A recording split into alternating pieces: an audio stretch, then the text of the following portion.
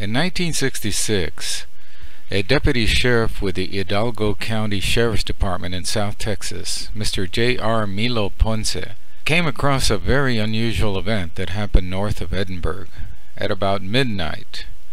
The deputy sheriff received a phone call from the sheriff's department saying that several men were standing alongside the highway, frantically trying to wave down passing cars. The men appeared to be very frightened about something they had seen, and they told several motorists that they needed help putting out a grass fire. So Deputy Sheriff Ponce was sent out to the location, and what he discovered there haunted him for the rest of his life. The following day after the incident, he brought out to the scene of where this happened his son, Joe Ponce, who is with us here tonight. Will be speaking in a few minutes. What had happened was this crew of 8 men who were from North Texas, but they were here in South Texas working on gravel pits, digging gravel pits out, and the men were described as roughneck types and not people who would be easily frightened. Well, what happened was, in the middle of the night, they had already retired to the little motor home which was out at the work site. They told of bright lights, the sound of strong winds on a calm night, and a strange light landing near them, setting all the open fields on fire around them, setting all their equipment ablaze. So what apparently happened was that a bright light and strong winds out of the sky flashed down upon them, and everything in the area was basically nearly incinerated.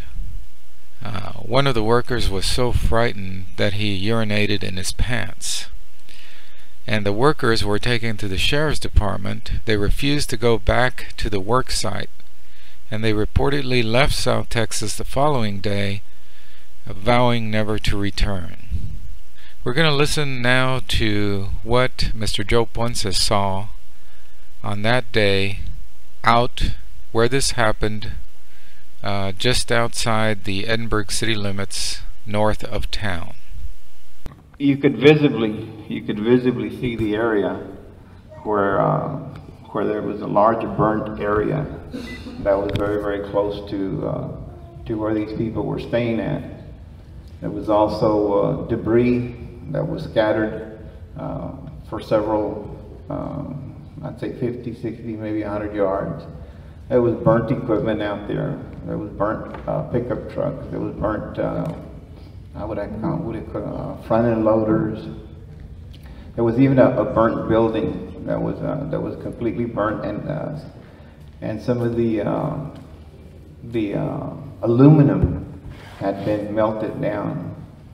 And so he noted it. I looked around, walked around, and for many, many years the incident was talked about and spoken about, and really nothing ever really came out of it, except other than it was another ghost story for the Gonzalez Ranch. And the reason I brought it up to Noe was because when he was speaking, and I had met him the first time, I told him about the incident and told him that I could take him out to the location and see if we could still see some of the remnants of the building, some of the remnants of the equipment that were still out there, some of the areas that where no vegetation would grow.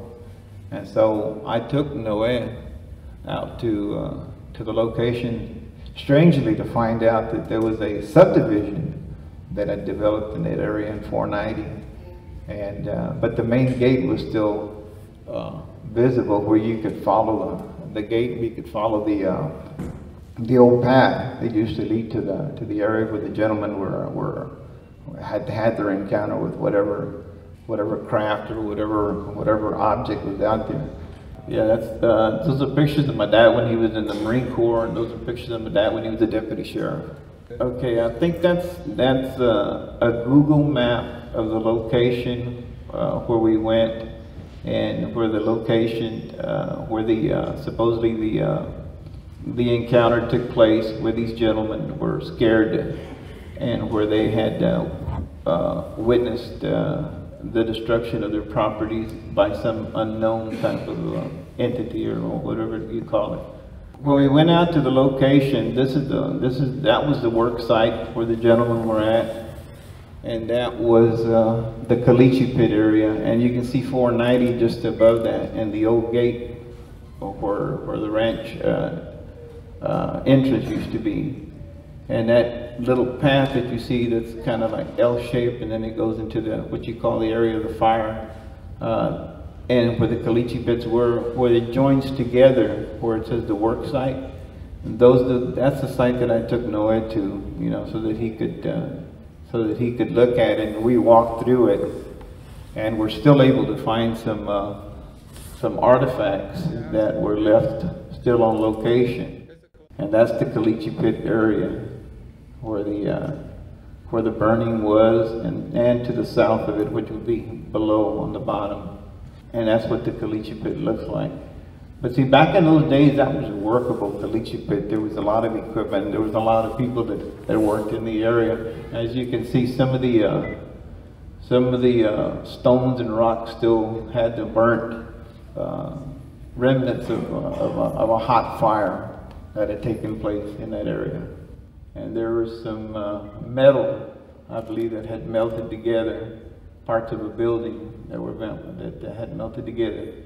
Well, it surprised me that I found the area, because, you know, it's been so many years. You know, I was just a senior in high school, or a junior in high school, and when we went out there, I was surprised that the area was still, even though the houses are not really close by, especially in the area where this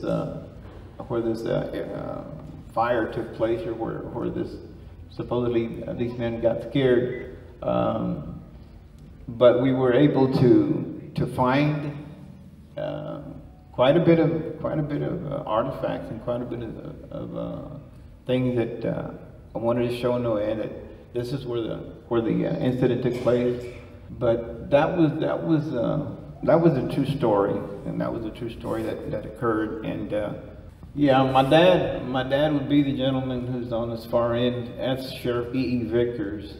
And that's Mr. Sanchez, and that's Tiny Pettis at the end, and there's some other deputy sheriffs there.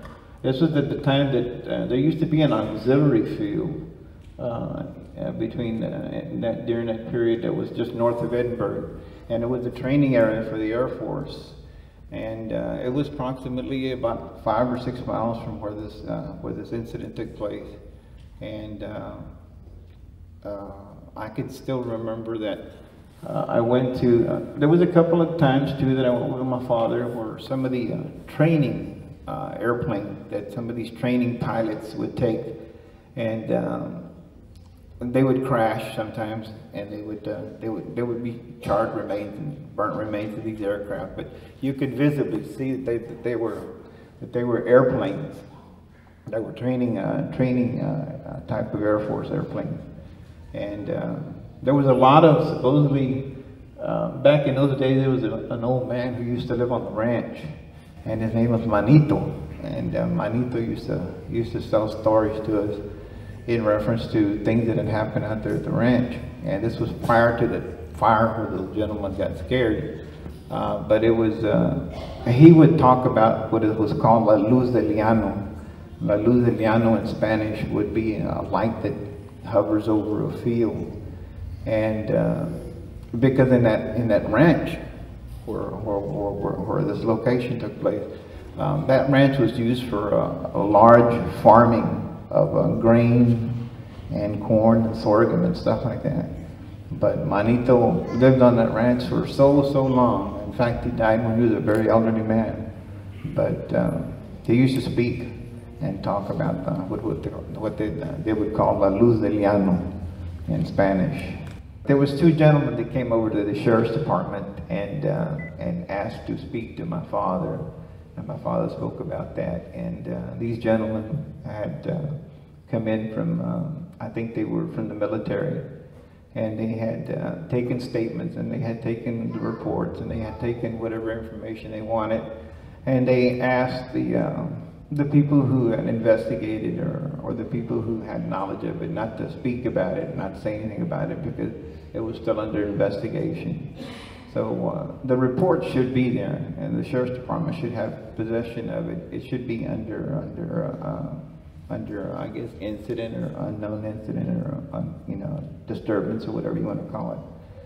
But the reason I wanted to tell Noah about it was because it was something that it bothered my father quite a bit, and he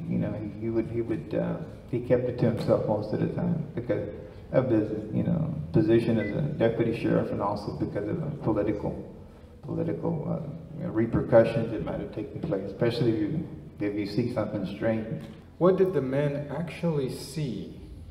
Did you ever hear their story? They refused to go back to the site, and I believe the story was a bright light, and suddenly everything around them caught fire. Did I understand that correctly, John? Correct. Correct. It was something to do with a Russian wind, bright lights, the trailer house shaking, rattling, the smell of smoke, smell of things burning, things like that. And then the thing was, the men, I guess, were so scared that some of them were still in their undies when they were out standing on 490. And the other thing was that the men, Joe, let me make sure I got this right. The men had previously complained of strange things that they saw. These same men or other workers in the area? Now, for a long time, there had been reports, strange reports in reference to what was going on at the ranch. And I guess these men, because they were hired to come out to the ranch and to do the work, as far as I think they got the contract to get the caliche out for a highway that they were improving, which was 281, Business 281. And I think they were there for maybe a week before they had their encounter, and after that they never came back. Yes, my friend here is Eddie Salazar. He's from Edinburg, Texas. He's a good friend of mine. He's an outstanding person, very truthful, very committed person, and I would like to have him, just tell you briefly about what happened to him one night. Well, thank you very much, Ponce. Anyway, this was back when I was way younger. I guess it was the late 70s. It's when they were finding all these cattle that were mutated with no blood in them and stuff like that. Well, it was back then before I was still in high school, as a matter of fact. We were working back because we were farmers back out there. And we were coming back late at night on Doolittle and, Brush Line, going to work 490. So it was about 3 or 4 in the morning. We were irrigating out there, and myself and some other workers were coming in, and on the way back, we saw a big ball of white light. Just plain white, not blue, not green, just a piercing white color, but it was huge. So we got closer. I stopped the truck, and the other 2 guys that were with me, Nati and Simon, which were the other workers, we had a big old, one of the 1 million candle watts spotlights that we used out there. And we looked at it for a while, and one of the guys pointed the light on it. And I remember Nati told Simon, was in Spanish, págala, bleep. And he did. So when that happened, we looked at it, and the light rose up. And that's when you can see the cows were like just standing there, not making them, not moving, not making anything. As the light went up, it stopped and it got smaller. And that's when it went from a pure white to like a bluish, greenish light.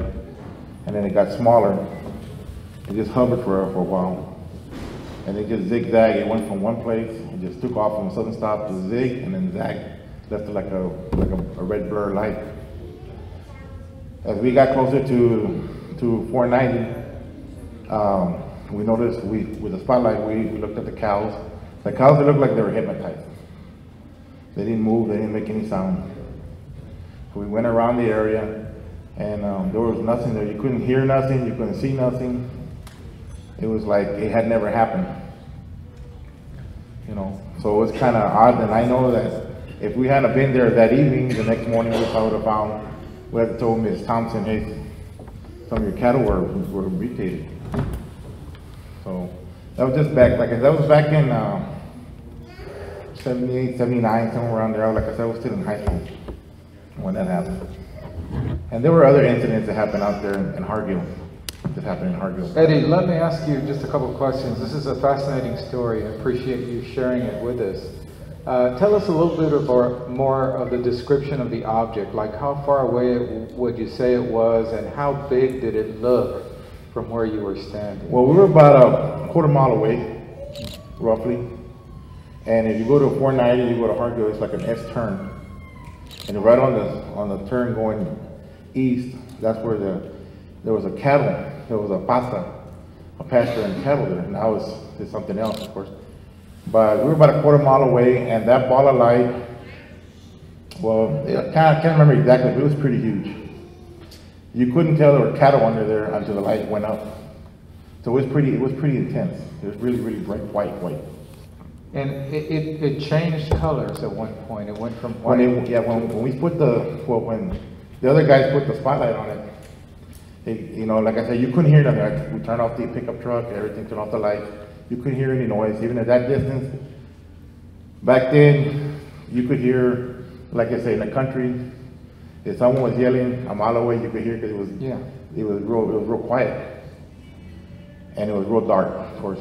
So as it went up, it still was a big ball of light, but it got to a certain distance up in the air, and then it changed color. As it got smaller, it went to a different color. Okay, the other thing that struck me about the story is you say the object, after it went up, it started zigzagging. Well, after it changed color, it got smaller. And from a standstill, it just went one direction and then took off. And as it took off, it left a blur, like a red light. When it went first in one direction and then did like a 90-degree turn? Yeah, basically it went parallel, and then it just took off straight up on an angle. I still remember it, and I said to the other guys, there's no way that a military, that's too many G-forces. At the time I was studying astronomy and all that. What year would you estimate that was? Well, I was still in high school, so it was like 78, 79, around 80. That's when the time that the cattle were being found. Okay, how long would you say from the time that it shot up until you couldn't see it anymore? Was it just like a second? Second or two, it was gone. Like I said, it left a blur. Okay. Did you ever go to the exact spot where the object seemed to be? No, we just got as closest to the fence, and with the spotlight, we were checking around. Like that's when the cattle, they didn't move. They were just like hypnotized. So we went around as much as we could around the area, and the next day or so, we told the owners we had seen something. They were kind of like, well, we didn't hear nothing, and they were just living across the street, across the road. They didn't hear or see anything. But again, it was real late at night. Okay, and to your knowledge, had there been any cattle mutilation in that same pasture or around right in there? Okay. No. And you didn't hear of anybody else seeing the same thing that night, or? Just myself and the other two workers. Okay. Eddie, did it make a sound at all? No. Like I said, I turned off the pickup truck and you couldn't hear noise. Nothing. I got a quick question. Eddie, I'm kind of curious about the condition of the cattle. Where they were cut or as you said, mutilated? No, they were just standing there like hypnotized. Ah, okay. They weren't touched. He was talking about other areas. Okay. Well, and maybe you know this, the question, whenever the cattle were cut or mutilated, was the wounds, were they jagged or were they surgical? That I remember back in the news in those days, and now seeing, it was like surgical. Yeah. They could never find any footprints, anything that indicated there was something there. But the cattle were surgical, and they had no blood or the intestines were gone or something like that. Eddie, were there any tire tracks near the surgically mutilated cattle? Well, that's a different story. That didn't happen to us. I was gonna say that I believe if we hadn't been coming home that night from working, something would have happened because everything was there. You know, the cows, there were, like I said, by the time we got over there, after the light left, started the truck up, we got there within a few minutes, and with a spotlight, we were putting the light on the cattle, and they weren't moving. They were just standing there. About 3 or 4 of them, just standing there, nothing. We went around, checked the whole around the fence with the spotlight. We came back, there were still days. So when we left, there were still days. They were just standing in the same spot. We often find, in the many hundreds of UFO reports that I have looked at, we often find curious behavior on the part of animals that are involved, pets or animals out in the pasture and so forth. It's something that seems to upset their, normal pattern. They're confused. Some people theorize it could be some kind of electromagnetic energy fields that are created in the area, but it somehow seems to upset animals. Eddie, we really appreciate you coming up. We could possibly take a couple of questions for Eddie if anyone in the audience would like to ask. If not, we'll let him go back to his seat. Does anybody have a question for Eddie about his sighting? No? There were other incidents, but that's the one I remember the most. Thank you very much. Thank you. Appreciate it. Let's give him a hand for being brave. We'd like to invite anybody else that would like to come up and share a story that you yourself have experienced or someone that you know has experienced. Because the alternative to that is that those of us up here will just be rattling on and on. So if you want to prevent that, we'd very much like to hear any stories that you know about, whether it's firsthand or not. Because otherwise, our man in black here might become a little bit agitated. Bored. Or bored. Anybody have anything to share? Yes, sir. Come on up. The microphone is hot. Or live, as they say. Hello. My name is Efrain. I'm from Palmview, Texas. How you doing, Efrain? Good. Thank you. My story is, I actually saw called a flying saucer or UFO. This was in California, little town called Wheat Patch. I don't know if you're familiar with. It's near Bakersfield. Okay, and I think it was around the late 70s, early 80s. I don't remember exactly the year, but I do remember it was me and my sister. It was in a little town, and it wasn't dark. It was still evening. It just came flying, and then it just stood there like for, I'd say about 10 minutes. But I'm talking big. It was about big as an airplane, but it was round. It just came, and me and my sister were in the back of our house, and we were just seeing it, and it stood there, and then it sent a light, a white light, and I remember it had lights, and it did make a sound, not a very loud sound, but just a sound. And we were just staring at it, and like I said, might have been there about, I'd say 10 minutes at least. And it wasn't like very far away. I don't know if you've seen those lights going on that new bridge on San Luis. Those lights they put on the bridge. Yes, yeah. It was about that high. It was very low. And it was just there, and then it just suddenly started going away. Just not fast, it just go away until we couldn't see it anymore. But it was. Now, you say that it was a disc shaped. Yeah. And did the surface of it seem a certain color, or did it seem to be like metallic? Did it look like metal? Metal, yeah. And you say there were lights all the way around. Mm-hmm. Were they blinking? Were they? I believe spinning? they were. I think. Okay. Do you remember some of the colors that you saw in it? Maybe red, yellow, or most. And how close would you estimate you were from it? I could say I was in the back of my house, and the other side there were some apartments. It's a pretty big town. It's not that small. It's a little town, and like I say, it was like those lights that close was it from the ground. Now, when you say that it shot a white beam of light down, it looked like a spotlight going straight down? Yeah, just a light. It did not like move around on the ground, it just was straight down. Straight down. Was it about the size of the width of the ship, the light? It was, or was it just a small? Not very small, but not the size of the ship. It's okay. Pretty big, but not the whole size of the ship. Okay, and then the light turned off. The spotlight turned off before it went away? That I don't, I just remember going. The strange thing is also, I tell my sister, because one of my sisters saw it also. I don't remember, you know, like talking to my friends, like, hey, I saw you.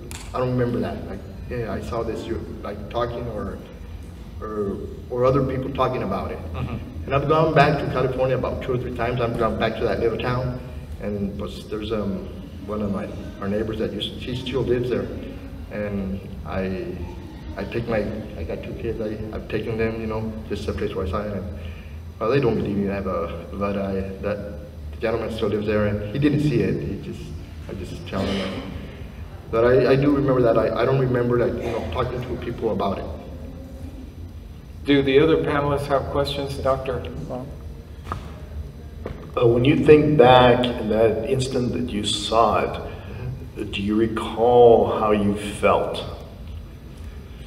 Like I say, I was young. I must have been about 13 or 14 years. And, I was just surprised, you know, emotional, but that was about it.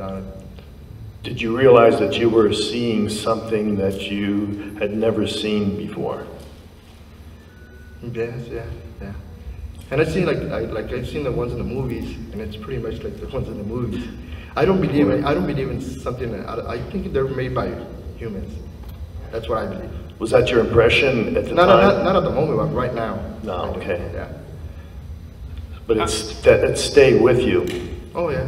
And please, I'd like to remind everyone, we have forms out there, sighting forms, that if you would like to share this information with us, because we will be looking into these later, please take one of the sighting forms and complete them. You don't have to put in your full name if you don't want to, but it would be very valuable for us to collect the information on the sighting forms that they have in the front. Yes, sir. I pretty much, a lot of people must have seen it, because it's, you know, it was not even dark. It's a town, you know, it was so close. But I don't know. I've just tried to search, you know, like see if there's any sites from that weekend. I don't see anything in that place. Well, I know in just the last couple of days I was talking to someone from Wheat Patch, and they had seen some things in that area. Now, I don't know if it was the same date. Maybe it was. I don't remember the exact year for childhood. I know it's maybe in the late 70s, early 80s, but I don't exactly year. I don't remember. Thank you very much, sir. We appreciate you coming out.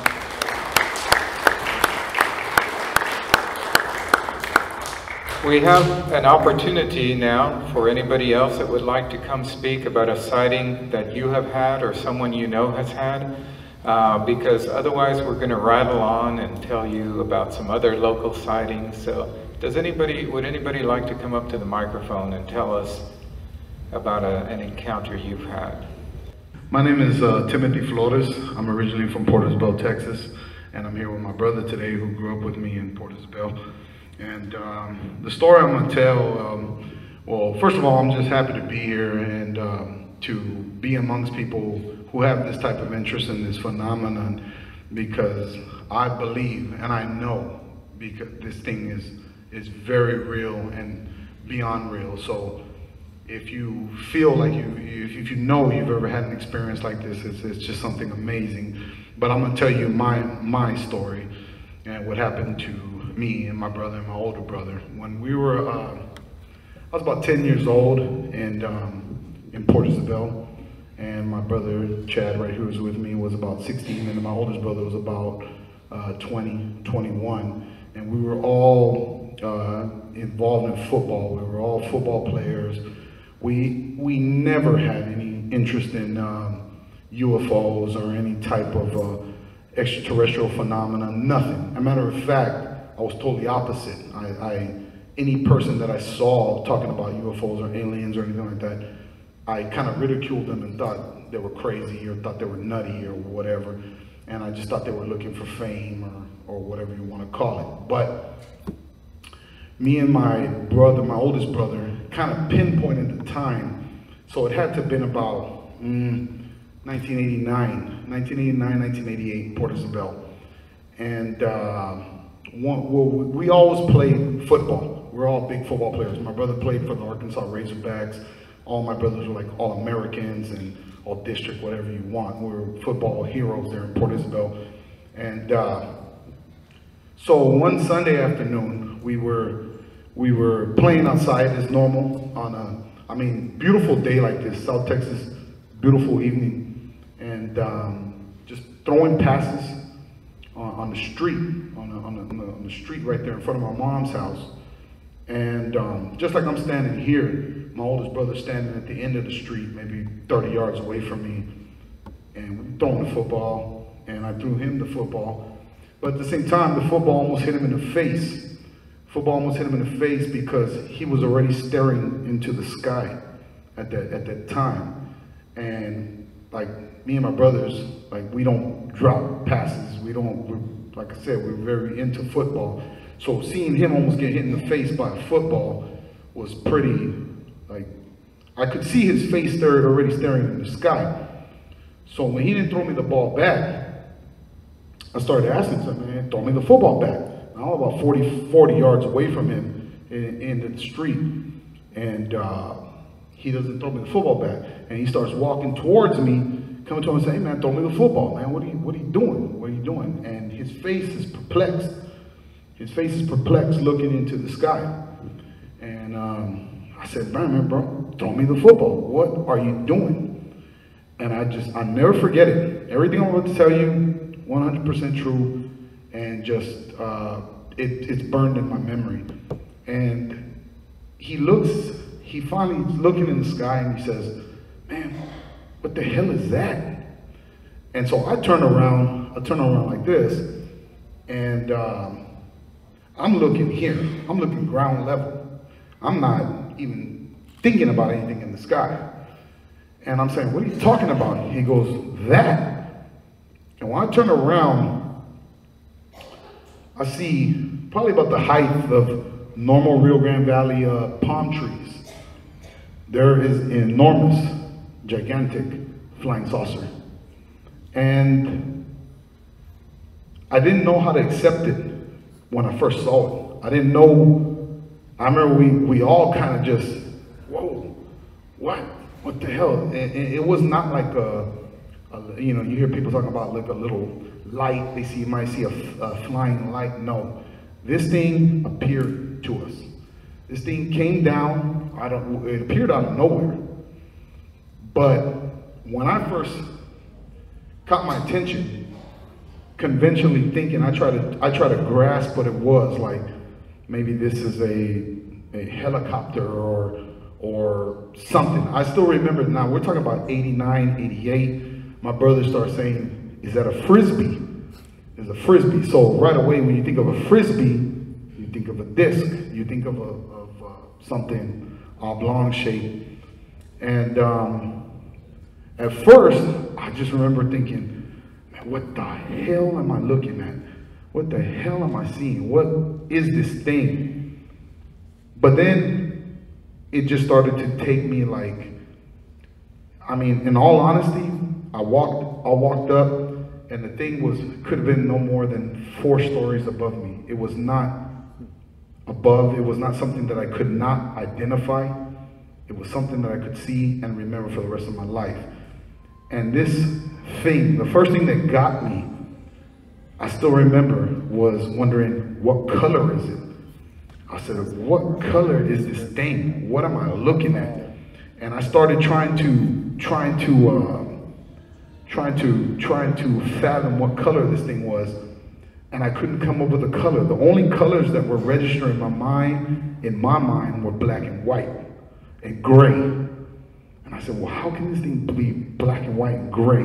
And of course, it was, like you hear, it was a saucer. It was a saucer-shaped object. And the more I stared into this thing, I started to realize it did this. It was silent. It was silent. And it must have been about, the only way I could compare it was maybe to like 2 homes, the size of 2 regular valley-sized homes.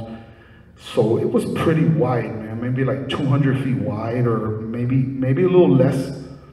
But I started staring into it, and it just did this weird little like a little shimmy move. And when I realized it's when it hit me that it was colorless. It was absolutely colorless. It had no color. And even more so, it was metallic.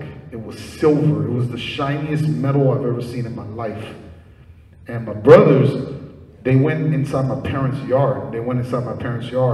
But I couldn't move. I was too mesmerized by this thing that I was seeing.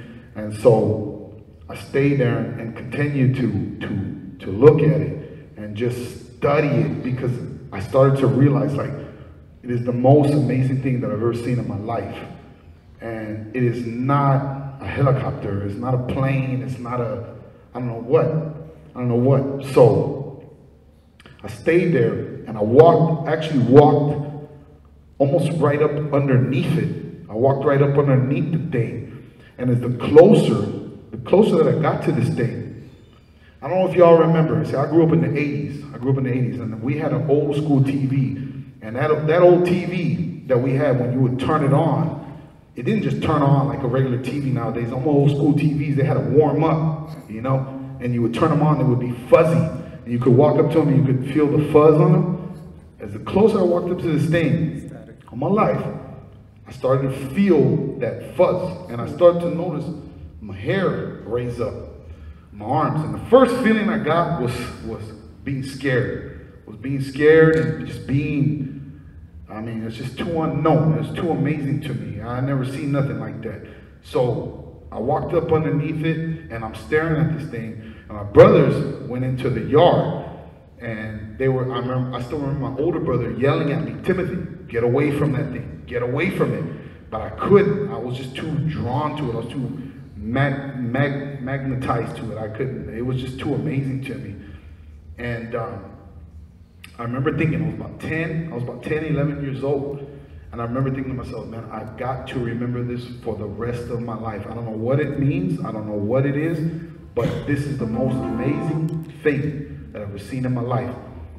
And the more I stared into it, the more it's, I don't know how to explain it, in a sense, like it played tricks with my eyes. It felt like it was right here in my face, but it was up in the sky. It felt like I could literally reach out and touch it. But when I reached my hand out to touch it, is when I realized how high up it was. But the thing was just like a metallic, like a mirror metal, almost like mercury. It was just, it looked like a cartoon or something. And when it did that, when it did the little shimmy move, it wasn't nothing drastic. And another thing, for a thing this big, it was completely silent. It made no noise. We don't know where it came from, and it just appeared.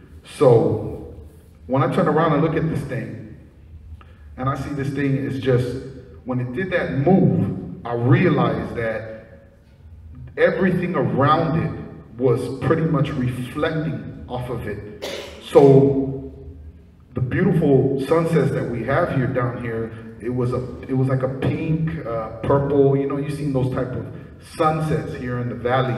They're pink and purple. It's beautiful sunsets we have here in the valley. It was reflecting perfectly off this thing. But that's when I realized that it was this metal. It was some kind of metal because it was nothing that I've ever seen in my life, conventionally, of an airplane or whatnot.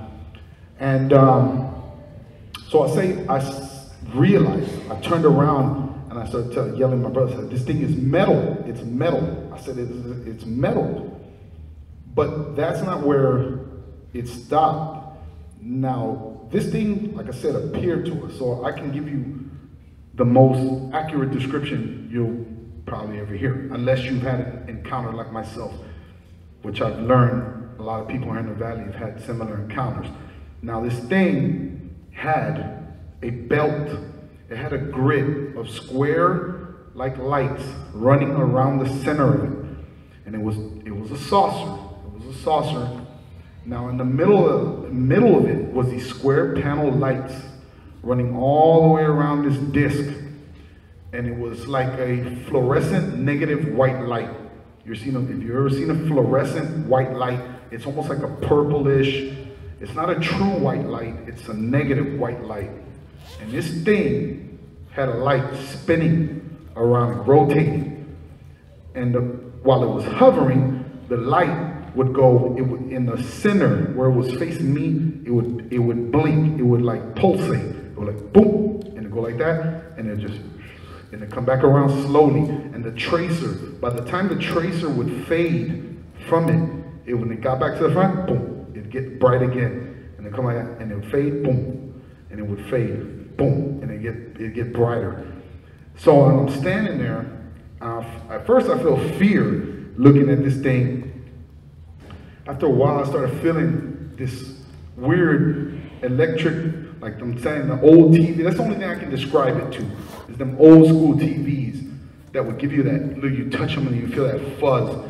And I started to feel, to this day, I feel like that thing sent something through me, because I started to feel automatic joy, peace, happiness. I don't know if that's a good thing or bad thing, but I just started to get automatically happy, and I had no fear anymore. And I felt like peace, I almost felt high. I don't know. I was a kid, I didn't really think, but I just was so elated to see this thing, and I started to realize that this thing was not of the earth. I started realizing that this thing was not from the planet Earth. And so I kept staring at it, and I couldn't move. And I started to tell myself, never forget this day. Never forget this day, because this is probably one of the most amazing things you're ever going to see in your life. Whatever it means, wherever it comes from, whatsoever. But then automatically I started to think, well, I'm seeing this thing, and it came from out of nowhere, and it was hovering there. I got to see where this thing goes. Okay, thank you, Timothy. Just a quick question, because we're going to have to go to another individual. But did you feel that it was waiting for you, and it specifically came out to show itself to you? I felt like it did. I honestly did. I felt like it just, because I've heard a lot of people here tell me in the valley, they've seen lights and weird things, but no, we saw the craft. We saw the actual craft. And one thing that I'm gonna say is that when it left my sight, the thing went back into space. It did not, and it didn't zip off. It almost shrank. It almost shrank in size. I don't know how to explain that. And have you had any experiences since then? Yeah, I've actually, about 2 years ago, I saw a ball, an orb, a red orb, dripping like molten, I don't know what the hell off of it, and it went back into space as well. We would like to follow up with you individually later. So we do have those forms, the sighting forms. Mm-hmm. So please complete one of those and make sure that the ladies that are working in the back receive that, because we will follow up on that with you. Yeah. So let's try to move on. But thank you so much. Let's have a round of applause. Timothy, it's a terrific story. I'd like to say I've met so many people in the valley with stories, even more bizarre stories, and the most people that I run into and I tell them my story and I hear them is they don't like to talk about it because people might think they're crazy or something or whatever. But I really got to the point where I don't care no more, you know, and it happened. So what can I say, you know? So thank you. And I have a question, young lady back there. I'm sorry? What time of day? It was probably like around this time, sunset. It was around sunset, so it was not nighttime. It was daytime, you know, it was daytime thing, you know. And another thing I'm gonna say, this thing had a force, it had a field around it. It was enveloped in like a light blue hue around it that was it was like in its own field. I don't know how to explain that, but it was, you know. Do we have another question over here, sir? Me and my brothers and another friend of ours, God rest his soul, he took his own life years later, but we were the only ones. The funny thing is that we got to meet people later on in Portersville that have actually seen similar things. How did it affect his brother? And so, how did it have an impact on your brother? You know, honestly, this was in the 80s when even speaking about something like this, you were subject to ridicule, or remember again, you're talking to somebody who did not believe in these kind of things. Okay. So for me to experience this, it was just something that was out of this world.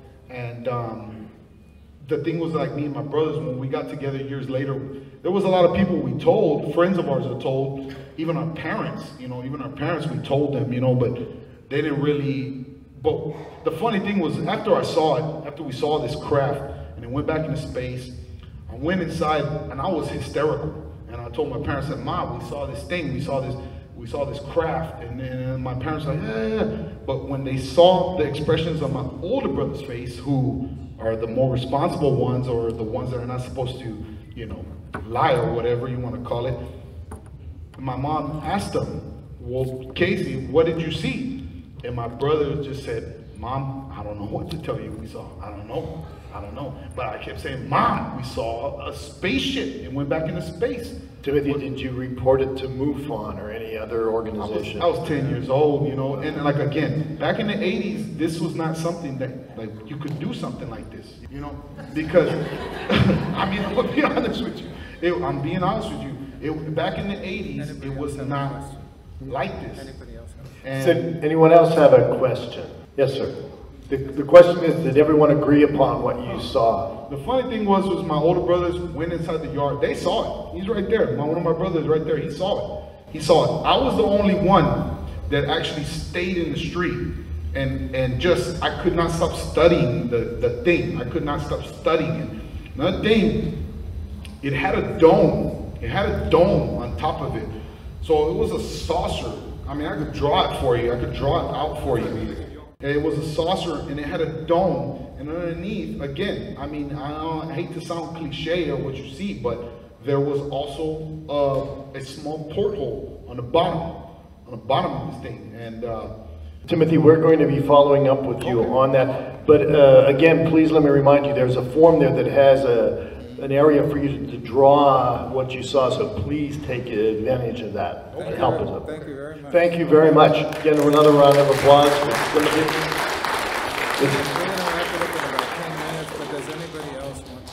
We're going to wrap it up here in about 10 minutes. Does anyone else have an experience that they would like to share with us? Please come forward. Now is the time. Does anyone have any questions about UFOs? Yes, sir. Yeah, I wanted to know if they stopped like allowing work in that caliche, or if they're still able to people to go investigate there. I was wondering maybe if the source of the whole attack or whatever, maybe because they were trying to get people not to work there, maybe some underground base or something like that, or but that's because if you said that the Air Force came, I know there's a lot of restricted zones here about the valley that I've tried to find out more information about, either why they're restricted, who does it belong to, and stuff like that, and just trying to see more information. Is that who did that farm belong to before the owner got it? And have they done any investigation in it to see if there's anything on the ground? If maybe the reason they attacked it or whatever was to stop the caliche from being dug up and getting to some more information? Yeah, those are good questions. And I do want to say this, we mentioned it briefly. Former County Commissioner Milo Ponce, who was the principal eyewitness in this multiple sighting case, never really told anyone. Is that correct, Joe? Basically, he told you and maybe some close family members. So actually, the word never got out about it, except for a few within the sheriff's department and his son, Joe, just a handful of individuals. So no investigation was ever done. Sam Gonzalez had the ranch as far back as we know. We don't know who the previous owner was. And, but one interesting thing about out in that area, I spoke to a gentleman named David Christian Newton, and he's lived in the valley his whole life, and he's kind of an amateur historian. And he says that back when Moore Air Base was in operation, and even after it was supposedly totally deactivated, there have, since that time, since the time that Moore Air Base was established, I believe in the 40s, there have been a lot of unusual things happen around the air base. And even today, when it has supposedly been deactivated for quite some time, we have reports of sightings of strange flying craft in the area of Moore Air Base. And really, if you look at Air Force facilities throughout the United States and former Air Force facilities, it is one of the remotest and probably, you know, stuff that happens around Moore Air Base very few people would know about or report. So, and we have had quite a number of sightings reported officially and also unofficially verbally to us about sighting strange craft. Such as the encounter by an Edinburg resident named Natalie last year, where she saw this bright orb of light in the sky to the northwest of Edinburg. She got in her car and went out there, and she encountered this huge, about 60-foot diameter glowing disc, about 40 feet above the pavement of the street, north of Conway, leading north. And there were 2 state troopers already there blocking the road with their patrol car. And everybody was staring at this object just hovering above the roadway. And that was very near Moore Air Base. So we don't know exactly what's going on out in that part, but we do know that northern Hidalgo County and the area around Moore Air Base, and then all the way over to 281, has had a lot of UFO activity. And when I say UFO, that just simply means these are objects in the sky that are unidentified. We don't know what they could be, if they could be testing certain aircraft or what. We're going to have to wrap it up because we're supposed to close by 7, but I want everybody to know that from 7 to 10, there's going to be a celebration right out in the courtyard. They're going to have music, food. There's going to be artwork by local artists involving space, outer space, and ETs and all that stuff. So you all don't want to miss the festivities out in the courtyard. That you can also you have time to go to your car and get into your Mr. Spock uniform or whatever alien costume you're going to have, because they're going to have an alien costume contest, and we're going to be the judges for it. So, I mean, we will be out there judging the costume, so you don't want to miss that. And the costume contest judging occurs at 9 o'clock. Everything continues until 10. We have a whole bunch of materials at the back table. You can order DVDs of all the lectures from yesterday. We talked about Travis Walton, fantastic lecture he gave. Those are available at the table in the back. I have some of my books I'll be happy to sign for you if you'd like to purchase some from the library staff in the back. There's also other materials for sale back there. Do we have any more souvenir programs from yesterday? We have souvenir programs, limited edition, that were left over from yesterday's program with all the speakers. She's holding one up there. Thank you. And I'm going to let Dr. Robert Gross just close with a few words as we come up to the last 3 minutes or so, and then we'll go out and enjoy the celebration. Thank you, Noe. Just one thing again, please, I want to remind you, if you do have a sighting that you would like to give us data on, please fill out one of the sighting forms and submit those. to one of the ladies in the back, and also Noe and I and some others in this area were putting together a local research unit, a research organization unit related to, first of all, we're going to start looking at aerial anomalies like UFOs, and we're also going to be connecting in extraterrestrials and any other related what might be considered paranormal experiences and phenomena. And there are sign-up sheets up here on front of the stage. If you want to be considered as a potential member for this research organization, please sign up that form. Yesterday, there were over 60 individuals that came forward that wanted to be part of the research organization. So please keep that in mind and think about signing up for that. Thank you. Thank you very much for coming. I hope you all enjoyed the stories. Thank you.